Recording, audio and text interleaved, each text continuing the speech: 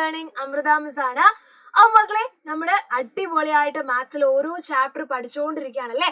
അപ്പൊ ഓരോ ചാപ്റ്റർ കഴിയുമ്പോൾ മക്കൾക്ക് മനസ്സിലായിട്ടുണ്ടാവും മാത്സ് കുറച്ചുകൂടി ഡിഫിക്കൽട്ട് ആയിട്ട് വരുവാണ്. ഓരോ ചാപ്റ്റർ കഴിയും തോറും നമ്മൾ കൂടുതൽ കാര്യങ്ങൾ പഠിക്കുവാണ്. അതേപോലെ തന്നെ കുറച്ചുകൂടി ഡിഫിക്കൽട്ടായ ക്വസ്റ്റ്യൻസ് ഒക്കെ നമുക്ക് ചെയ്യേണ്ടി വരുന്നുണ്ട്. അപ്പൊ നിങ്ങൾ ഇങ്ങനെ ആലോചിക്കുന്നുണ്ടാവില്ല, എങ്ങനെയാണ് മാത്സിൽ എളുപ്പത്തിൽ മാർക്ക് സ്കോർ ചെയ്യാൻ പറ്റുക, എങ്ങനെയാ മാത്സ് ഒന്ന് സിമ്പിൾ ആയിട്ട് പഠിക്കുക അല്ലെ, എക്സാമിന് എല്ലാ ചോദ്യങ്ങളും എങ്ങനെയാ അറ്റൻഡ് ചെയ്യുക എന്നൊക്കെ ചിന്തിക്കുന്നുണ്ടാവും അല്ലെ. ഇന്ന് മിസ് പറയാൻ പോകുന്നത് എങ്ങനെയാണ് അടിപൊളിയായിട്ട് മാത്സ് പഠിക്കുക എന്നും കുറച്ച് ടിപ്സുകളാണ് മിസ് പറയാൻ വേണ്ടി പോകുന്നത്. റെഡി? അപ്പൊ അതിനു മുമ്പേ മിസ് എന്ത് ചെയ്യാം, നിങ്ങളൊന്ന് ആലോചിച്ച് നോക്കി. ക്ലാസ് റൂമിൽ നമ്മൾ ഇരിക്കുവാണ്, മാത്സ് ക്ലാസ്സിൽ നമ്മൾ ഇരിക്കുവാണ്.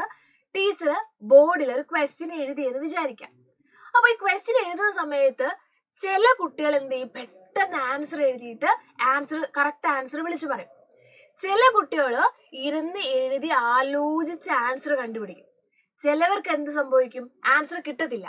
അവർക്ക് ആൻസർ അറിയില്ല, എങ്ങനെയാ ചെയ്യുക എന്ന് ടീച്ചറോട് ചോദിക്കാൻ ഒരു മടിയായിരിക്കും. ടീച്ചർ എന്ത് വിചാരിക്കും, ഫ്രണ്ട്സ് എന്നെ കളിയാക്കുവോ അല്ലെ, അവർക്ക് കിട്ടിയില്ല എന്ന് പറയാൻ അവർക്കൊരു മടിയായിരിക്കും. ഓക്കെ, നിങ്ങൾ ഏത് കാറ്റഗറിയാ?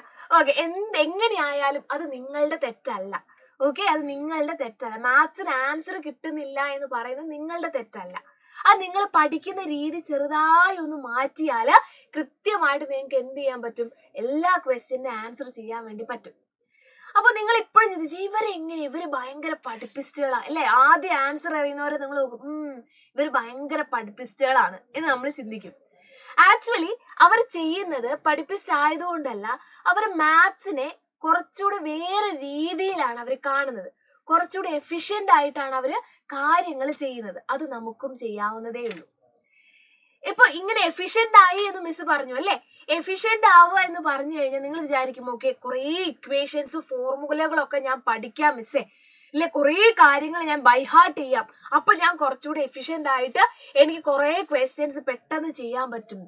ഒരിക്കലും ഇല്ല. നിങ്ങൾ കറക്റ്റ് ആയിട്ട് പെട്ടെന്ന് ആൻസർ ചെയ്യുക എന്ന് പറയുന്ന കുറെ ഫോർമുല പഠിച്ചതുകൊണ്ട് പറ്റത്തില്ല.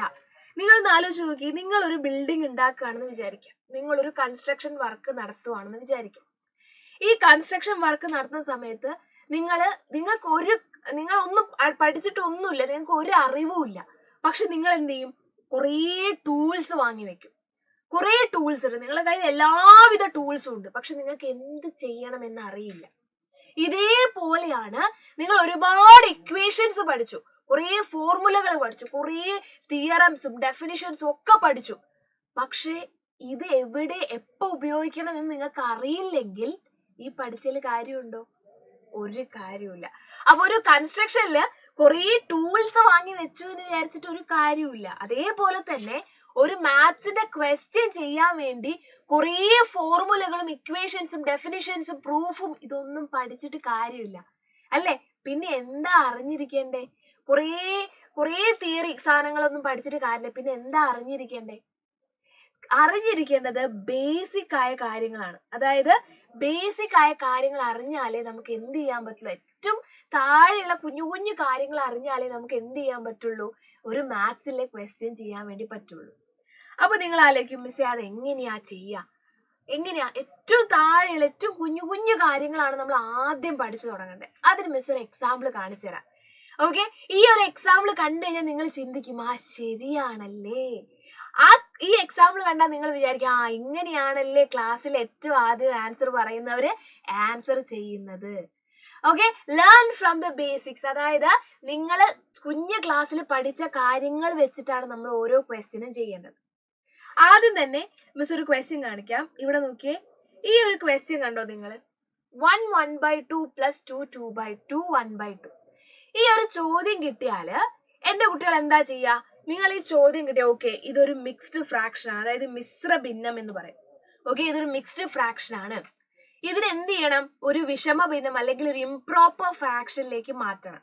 ഓക്കെ, ആദ്യം എന്ത് ചെയ്യും, 1/2 എന്ന് എഴുതി ഇതിനെ ഇവിടെ മൾട്ടിപ്ലൈ ചെയ്യും, ഇവിടെ ആഡ് ചെയ്യും അല്ലെ.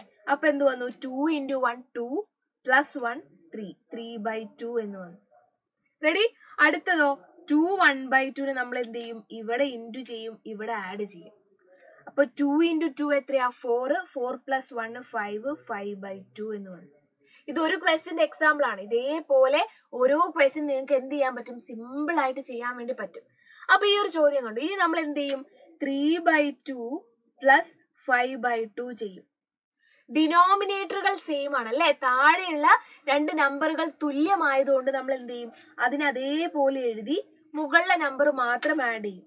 3 + 5, അതായത് 8/2 ആൻസർ 4 അല്ലെങ്കിൽ 4 എന്നാണ്.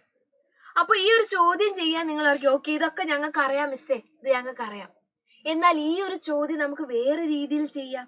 അതെങ്ങനെയാ നിങ്ങൾ ചിന്തിച്ചിട്ടുണ്ടോ? ഓക്കെ, കാണിച്ചു തരാം. ക്വസ്റ്റ്യൻ ഇത്രയേ ഉള്ളൂ, 1/2 പ്ലസ് 2/2. ഇങ്ങനെ ഒരു ചോദ്യം കിട്ടിയാൽ നിങ്ങൾ ഏറ്റവും താഴെ നിന്ന് ചിന്തിക്കണം, ഏറ്റവും ബേസിക്കിൽ നിന്ന് ചിന്തിക്കണം. 1/2 എന്ന് പറഞ്ഞാൽ 1/2.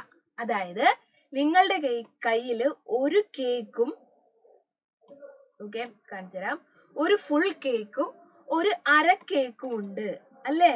1/2 എന്ന് പറഞ്ഞാൽ അതല്ലേ, ഒരു ഫുൾ കേക്കും ഒരു അര കേക്കും ഉണ്ട്. അര കേക്ക് വൃത്തിയിൽ വരയ്ക്കാം ആണല്ലോ. 1/2 എന്ന് പറഞ്ഞാൽ ഒരു ഫുൾ കേക്കും ഒരു അര കേക്കും, പ്ലസ് 2/2 എന്ന് പറഞ്ഞാലോ 2 ഫുൾ കേക്കും ഒരു അര കേക്കും.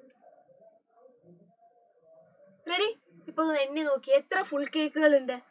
1 2 3 3 ഫുൾ കേക്കും പ്ലസ് ഇവിടുത്തെ ഒരു അരയും ചേർന്നാൽ എത്രയാണ്, 1. ആൻസർ എത്രയാണ്, 4.